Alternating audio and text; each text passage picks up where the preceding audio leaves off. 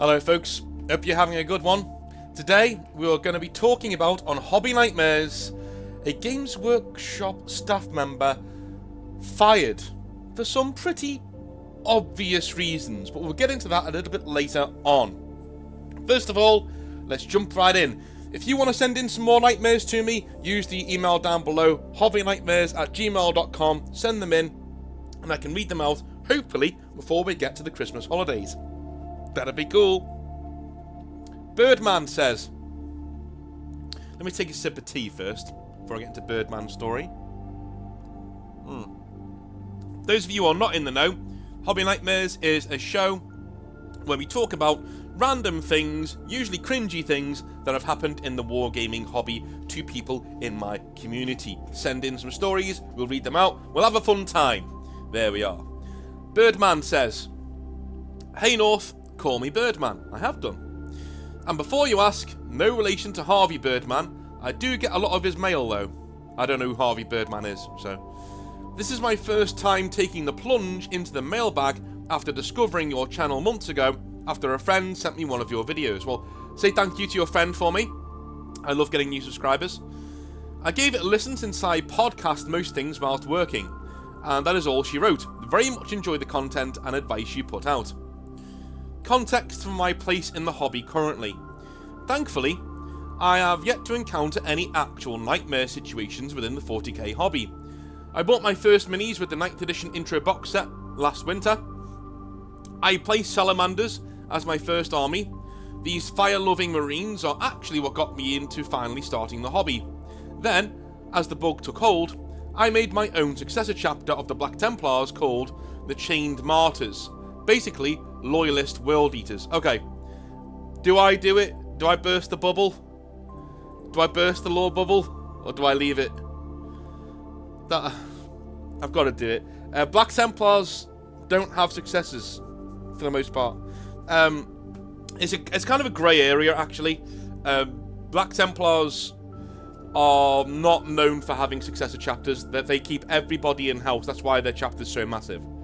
There's nothing in the law that says they can't have successor chapters. Do you know what I mean? Nobody blindly states they can't in the law, like I just did.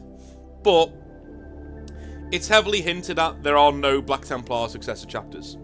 Mainly because Games Workshop don't give us any, or a vector for there to be any, right? Because Black Templars are a massive chapter that keep everybody in-house because they're very afraid of, infecting them with heresy elsewhere. They think most other Marine chapters are kind of heretic, so because they don't follow the Emperor as a god, you know what I mean?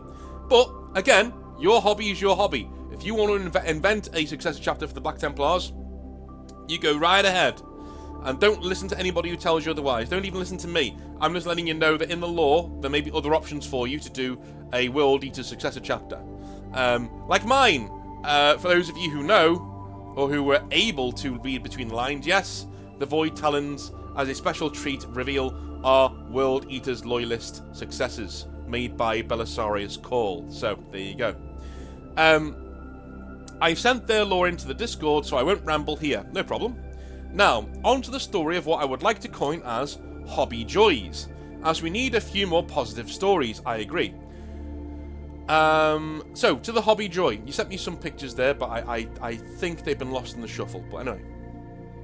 Just recently, in a couple of weekends ago, at the start of the month, our store is currently between managers, so it's weekend hours only. On this Saturday, I decided to stop in and bring my 2,000 plus points of salamanders to see if anybody wanted to play. No one did at the moment, as a match between the Guard and Dark Angels was currently in progress.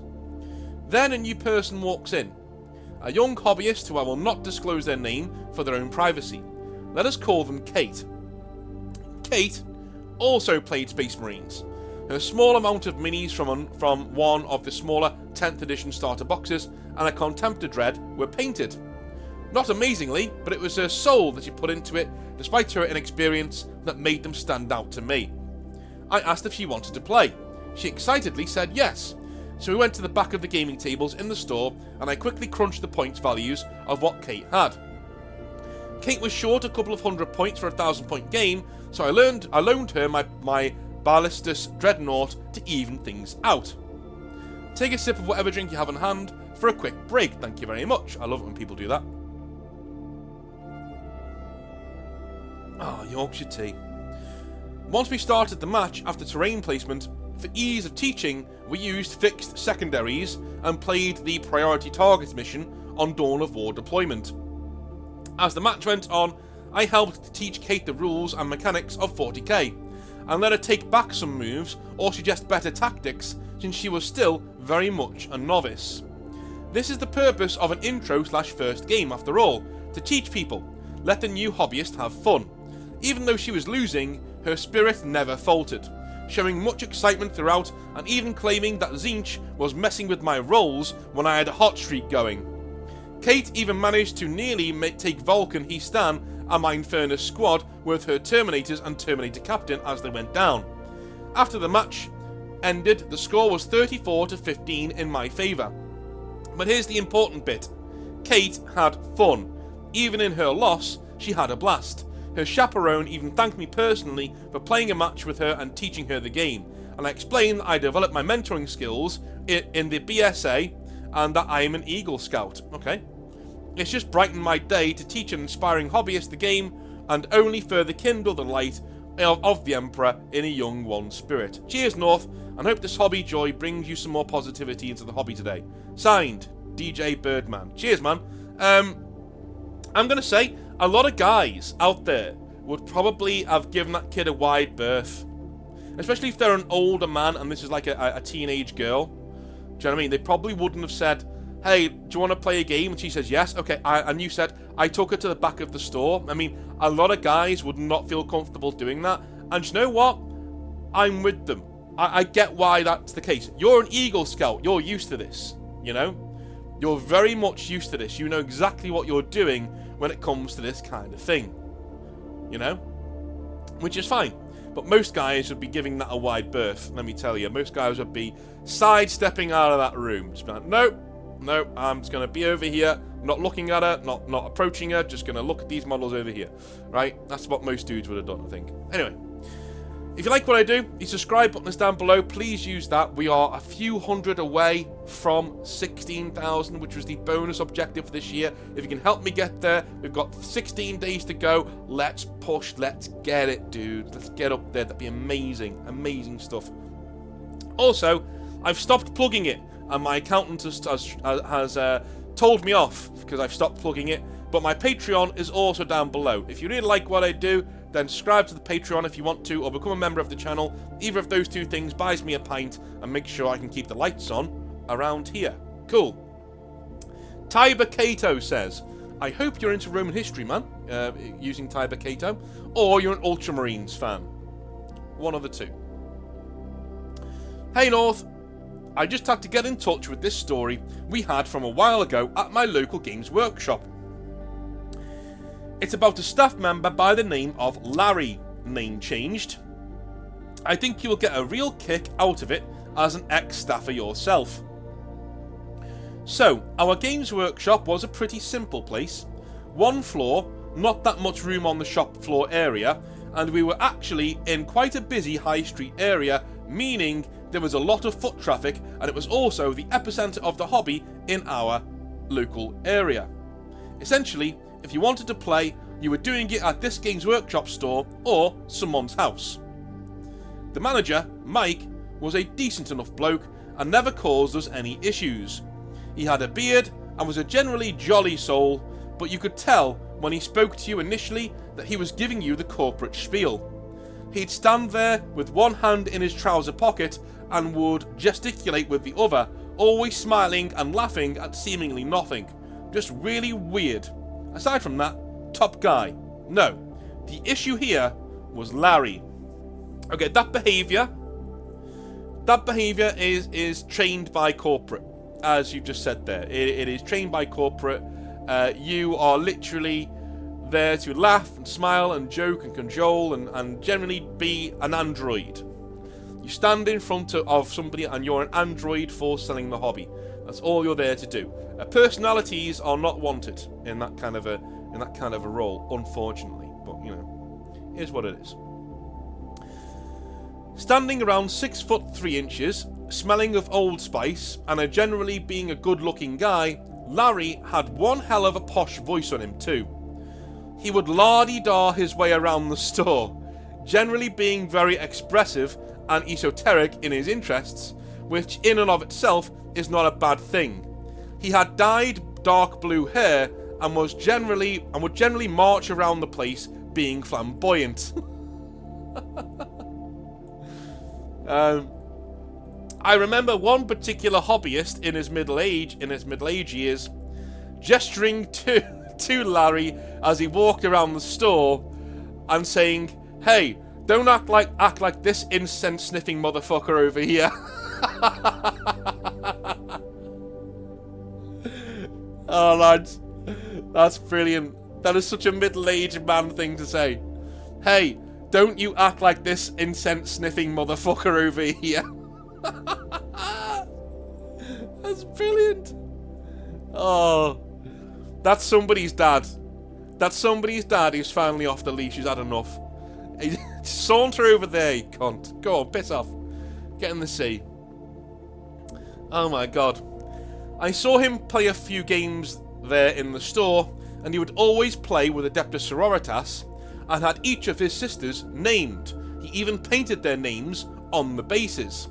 When one would die, he would bemoan their death and vow vengeance for one of his harem, quote-unquote. Every time. Yeah, that got grating, and people started not challenging him to games, even if he worked in the store. This guy's just odd. The real shitty behaviour did not arrive until I took my girlfriend to the store. She was lovely, and her name was Lucy, although she is my wife now and not my girlfriend. Hooray! And she always showed an interest in my hobbies. Initially, I thought she was just humouring me about 40k, but one day I was sitting and putting together a Space Marine captain for my custom legion and listening to the first Emperor of Mankind video on my TV by Lewittin whilst I did my work. She came in and sat next to me reading her book, and before long was also looking at the TV over said book. Then, abruptly, she put the book down and asked me to rewind the video to the start. Why? I asked. She shrugged. This looks interesting, and I feel like I'm missing context, she said. Your wish is my command, my dear, I said, and rewound it 15 minutes to the beginning. Good lad. Nurture that shit. Nurture it. That video of Lewittin's has come up so many times in Hobby Nightmares, and sometimes gotten people into the hobby. You know, the Emperor of Mankind one. She sat there enraptured for the whole 2 hours plus, and went to get her laptop and started taking notes. When I asked her what she was doing, she asked me who the traitor legions were, and for a brief overview of what they did. I explained, and she was drawn to Horus. The next night, we watched the next video of the Horus Heresy by Lewittin, and that was it. She was drawn to Horus Lupercal bad. She's always had a thing for bald dudes, like me. Good lad, alright, cool. She'd always been also a deep sea green fan in terms of colours, and so she made more notes on what she wanted her army to be when she got one. A rogue warband of Sons of Horus Marines who saw the demonic infestation of the heresy and walked away disgusted. They would scrounge for armour and parts for themselves, and generally be a nuisance in the eye. She even wrote a story where her loyalist boys almost assassinate Abaddon the Despoiler when he is hiding out aboard the Vengeful Spirit before he ever founds the Black Legion. That's cool! That's cool. So obviously she read the Black Legion books then, by ADV. That's cool. So before, like, the main guy there finds Abaddon on the Vengeful Spirit and convinces him to come back and do the Black Legion, these guys find him first. That's cool. And they fail, which is also cool. To say I was thrilled by Lucy's verve for the hobby was an understatement. Yeah, man, you hit the jackpot. It brought us so much closer as a couple. We played our first games that Christmas when I bought her 1,000 points worth of Horus Heresy Marines and a newer set of Primaris to mix and match them. Because obviously, her Sons of Horus, are scavenging for parts. She came on great guns and beat me a few times over the Christmas period. In the new year, I took her to Games Workshop, where she met the guys on the Veterans Night and generally seemed to be having a good time. Okay, that's a good thing, by the way. If you like Primaris Marines and you do Chaos, just do a Renegade Warband and say that they scrounge for parts. Mix and match them up. You know? Anyway. This is when Larry saw her. He sauntered over and started with the "miladies" and all of that nonsense. Lucy gave this short shrift and was nice the entire time, rebuffing any obvious attempts at flirting with her that was starting to piss me off, as it was obvious we were together at this point, but he did it anyway. That night I asked her in the car on the way home if she was okay, that Larry seemed kind of pushy with her. She said she was fine and she'd had a great time. Okay, cool. Cool. Just so you know, this shows that, you know, not just neckbeards. You don't have to look like a neckbeard to have neckbeard or, you know, energy. And to be, you know, that really cringy fedora-wearing energy. Like, you know, you don't have to look like that. I've known some you know, neckbeardy fedora wearers who are diamond geezers. Really nice blokes. You know what I mean? And I've known normal lads to have an attitude that is just, oh my god, what is wrong with you? Do you know what I mean? Like this, yeah. A few weeks later, we headed back for a battle night on a Thursday night and got involved in a battle on the main table. My now renegade Marines and Lucy's rogue Sons of Horus against two other gents who were loyalists. It was a great game and we eventually won, cutting down the Imperials and going on to steal a load of technology for the store campaign's Chaos team in the process from the ammo depot that the manager said we were fighting in. I started packing up and again Larry saunters over, congratulating Lucy with a hug that she doesn't reciprocate, her arms by her sides and she goes kind of rigid. My blood is boiling at this point, as it is so obvious what he is doing, but I hold my tongue. Lucy can deal with it herself, when she can't, well, I'm here. Okay, yeah, good attitude, good attitude. The next event we headed to, we were just watching, and again, Larry is there doing his best to ruin things for everyone. At this stage, I have noticed that, at least quietly, the manager, Mike, has been asking Larry to calm down or tone it down a bit, which is kind of a relief, okay? So he's on his radar already. Let me just take a sip of tea.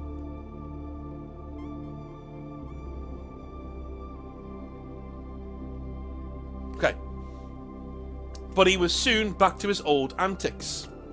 He would put his arms around women in the store and play it off as just being friendly, quote unquote.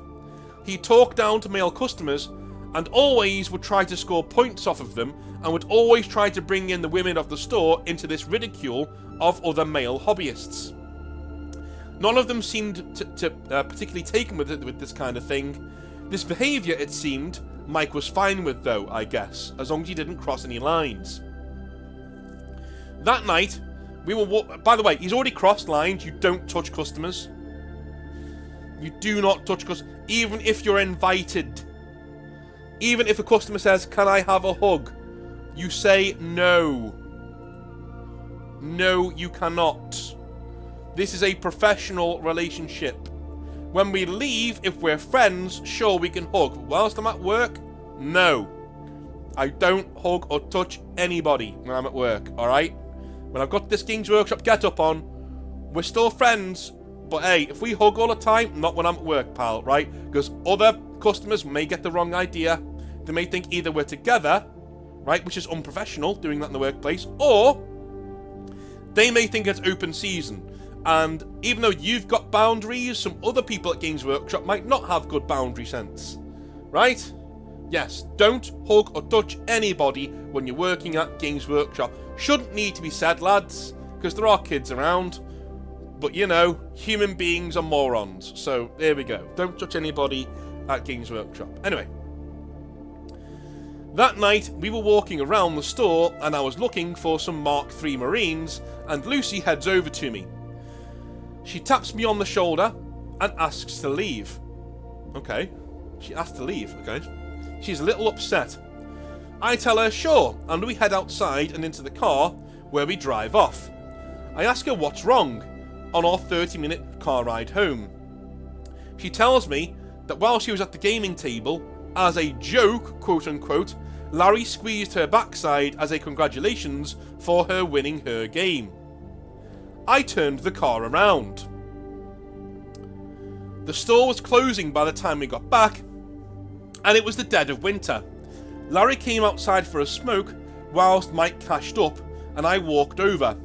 The smile on his face when he saw me made my skin crawl. I honestly think to this day he likely didn't think I'd do anything. The arrogance of it amazes me. I thrust him up against the window by his neck before he could react. He's 6'3", well, I'm 6'7", and I've always been a gentle giant until I'm pushed. He was squirming there, and Mike came out, telling me to let him go. Tell him what you did, you piece of shit. I seethed into Larry's face. I didn't do anything, said Larry. I called Lucy over and asked her to repeat what she had told me.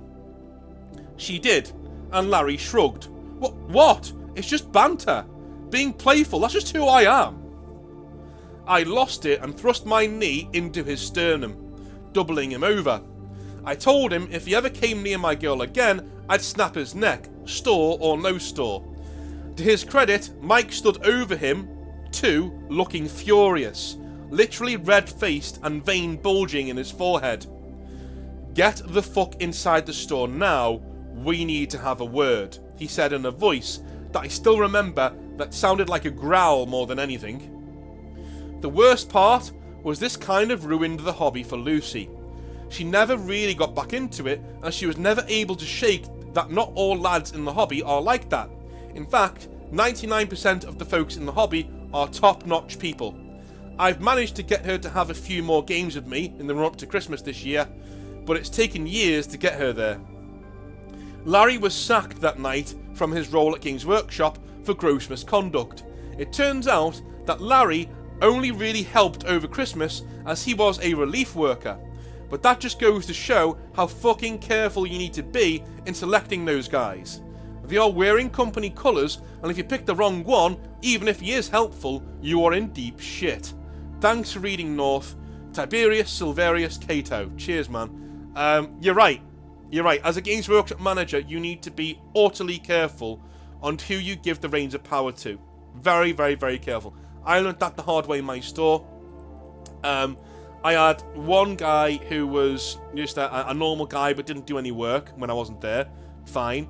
And I had another guy who seemed to cause problems when I was gone by finding issues like you know, how do you open? I'm literally on a do with my girlfriend at the time, a Christmas do, and he's calling me. How do I open the safe? How do I open the safe? And I'm like, why do you need to open the safe? I instructed you to do card transactions only.